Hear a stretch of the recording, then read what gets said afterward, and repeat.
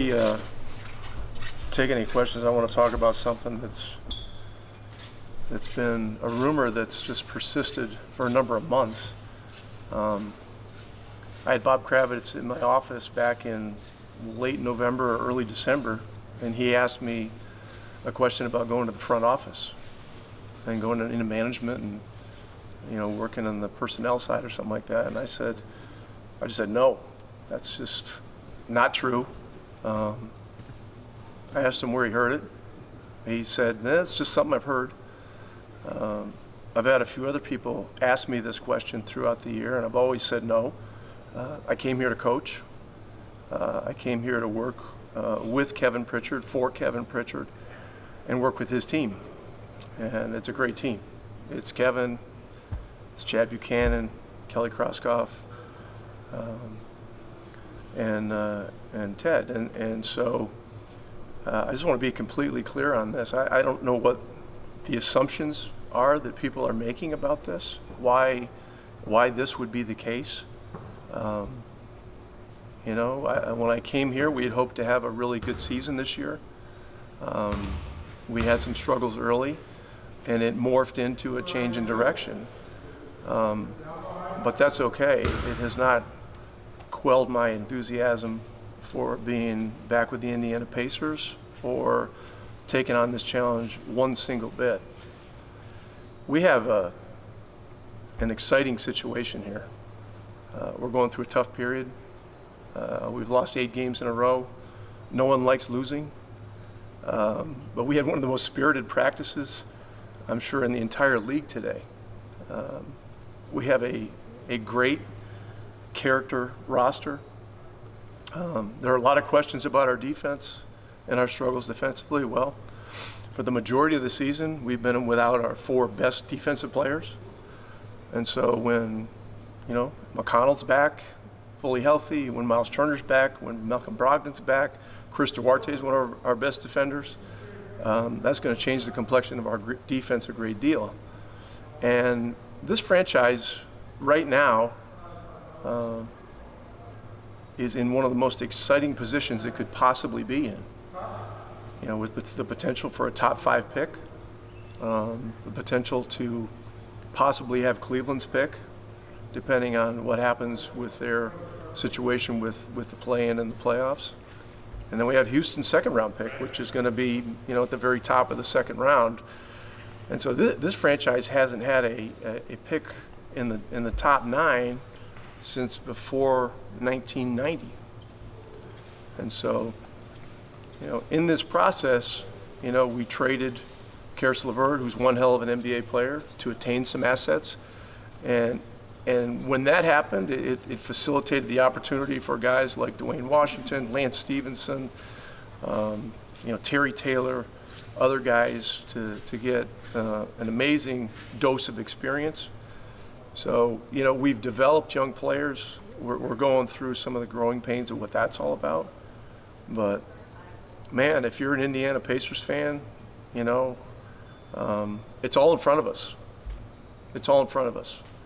And so our job is to compete to the best of our ability these last 2 games, launch ourselves into this off season and in this draft, with a high level of enthusiasm, and just move forward from here.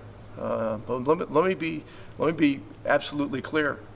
I'm here to coach this team, and I'm here to coach this team for the long haul, if they'll have me.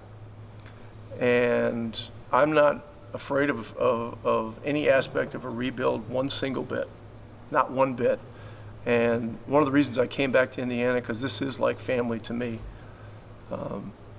My experience here as an assistant, and then as a younger head coach, is one of the reasons that I've been able to have a career that probably would have been beyond my wildest dreams. So I have a great deal of loyalty to this franchise, a great deal of love and respect for Herb Simon, who's a trusted friend.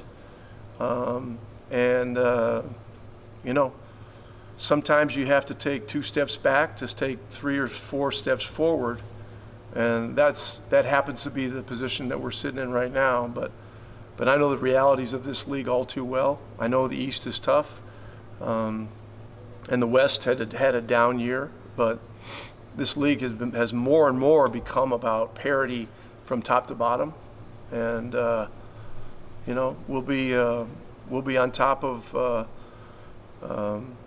our shit, and we're going to get it right in the draft, and we're going to have a great summer, and next year is going to be an exciting year for the Pacers. I mean, you look at Kevin Pritchard's record in this league, what he did in Portland, you know, when they drafted LaMarcus Aldridge and Brandon Roy, what he did here with Oladipo and Sabonis trade. And you're not always going to pull a rabbit out of your hat on the management side. Sometimes this is going to take some time, and it's going to take some time here. But next year, we're going to be much more well-positioned to be the team that we want to be going forward. And with a player like Tyrese Halliburton, you know, this is the kind of guy that makes it fun being an Indiana Pacer every single day. And that's one of the things, if you sat in this gym today and saw our practice, that you would see. And Malcolm practiced today, and you know, we get a healthy Malcolm Brogdon back next year. I mean, he's a game changer. He's a game changer when he's on the floor. Any other questions? How closely do you watch like the Cavs and the whole playoff thing and just monitoring that situation? I have some awareness of it, but you know, one thing I've learned over my 30-some-odd years, 38 years in the league, whatever it is, it's my 20th year as a head coach. You know, watching games at night, hoping for one team to win, one team to lose, it just doesn't get you anywhere. You know, what's going to happen on the exterior is going to happen on the exterior. What we need to do is concentrate on our process.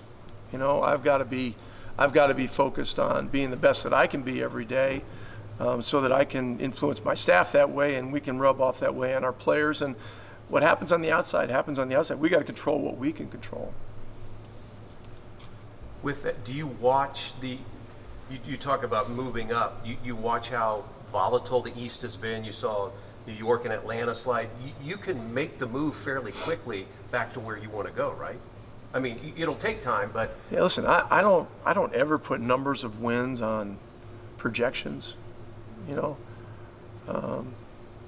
I may have mentioned this in my opening press conference. You know, when I went to Detroit, I sat with Joe Dumars, and they asked me, it was a 32-win team. They asked me if I thought we could win 41 and be a 500 team, and I said, why would we want to throw out a number like 41, which really is a mediocre number compared to where we want to be? Sometimes that can, you know, create a limiting belief system. You know, we've got to think big here. We may be small market, we may be the heartland, but we've got to think big. We've got to think about, you know, not only getting back to the playoffs, but we got to think about championship, and it starts with championship habits every single day, and that's got to be our calling card. Now, how far we'll get, you know, that will be determined by several factors, but our process has to be consistent every single day. And if we're doing the right things, you know, we'll make the progress that we need to make. And how long it will take, you know, that remains to be seen. I just know, you know, that when we drafted Luka Doncic, you know, the first year, we had some good stretches. But the second year is when we became a playoff team. The third year, we got to Game 7. This year, you know, Dallas is now, you know, firmly in the mix in the West, and no one talks about them, but they are a real threat in the Western Conference to not only advance but to get to the higher levels of the playoffs. So, but you got to start somewhere, and you know, the thing that they've done here phenomenally well is get high character individuals, guys that love to play basketball. And if you're in the state of Indiana, you know, it's the sanctity and the sacred purity of the game. You got to love to play, because you can't fool our fans. You cannot fool Indiana basketball fans. Rick, how exciting was it to have guys like Dwayne and Terry see their hard work pay off with standard contracts, and also have Nate and Gabe come up? Yeah, and look, this speaks to the loyalty of the franchise, you know, and promoting from within. So, you know, Gabe York and Nate Hinton have been with the Mad Ants all year. I mean, they've been busting their butts down there, and they have earned this opportunity. I mean, for Gabe York, this is a dream come true, you know. And for Terry and Dwayne, you know, it's not only what they've done on the court tangibly in terms of, you know, skill and making shots and things like that. It's the spirit that they've brought every single day. I mean, one of the reasons we had the practice we had today is because of those two guys. I mean, you know, Dwayne Washington has an indomitable spirit about him as a player, and he has an enthusiasm that's infectious every single day. And Terry Taylor comes in here every single day, and he just busts his butt, and he just gets a little better, and he pushes other guys together to get better. So these guys have earned these contracts. They're good contracts for them. They're good contracts for the Pacers. And so, you know, we'll move forward from here. But they're another reason that the future is bright. Rick, how trying has this season been with so many things that are just out of your control that have been a domino effect? Well, the question is what's in our control. And what's in our control is, you know, what happens every day when we walk into this place. And this is, you know, a phenomenal facility. It's top 5 in the league. It's top 5 in the game. And you know, we're in the process of turning this into a place of joy that players are going to want to come into every single day. And that's who we are. That's who we're going to be. And when our fans watch us play, they're going to see a team that plays with joy and plays to help each other.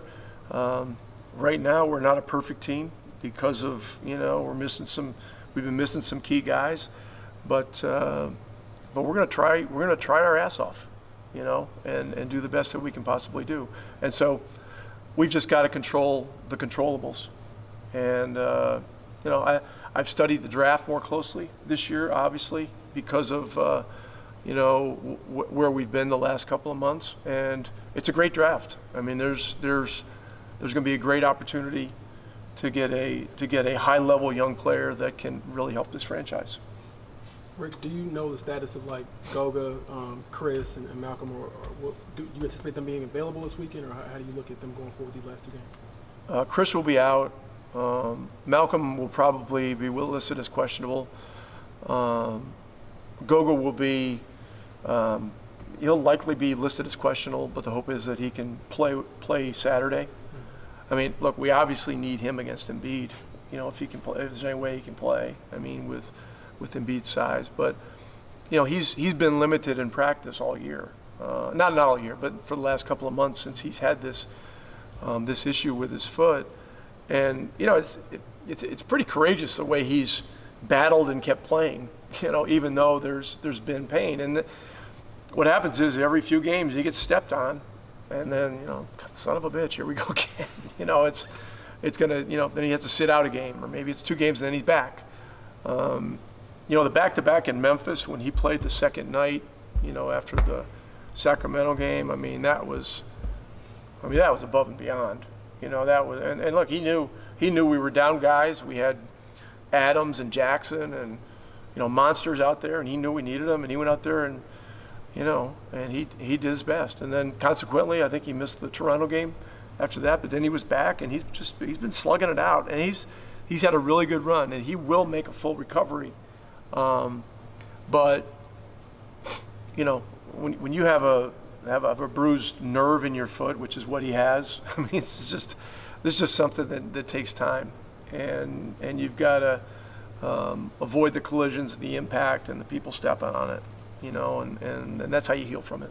What has been the conversation been like with Chris, just to, you know, start off rookie year super high, and then obviously now injured throughout the end of it. So what have you just been talking to him about, maybe just mentally sticking with just the first NBA season and getting all the experiences, the highs and lows? Look, the goal is for our guys next year to play 70+ games.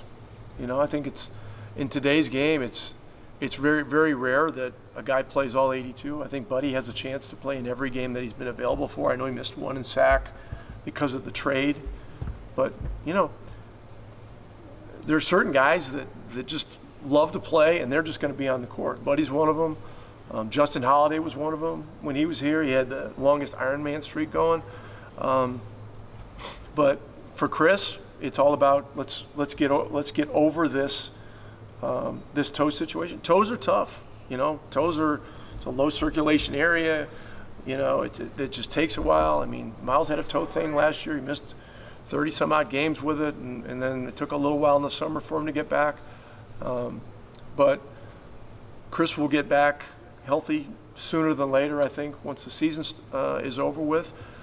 He needs to have a great summer, and he's a really important part of what we're doing next year.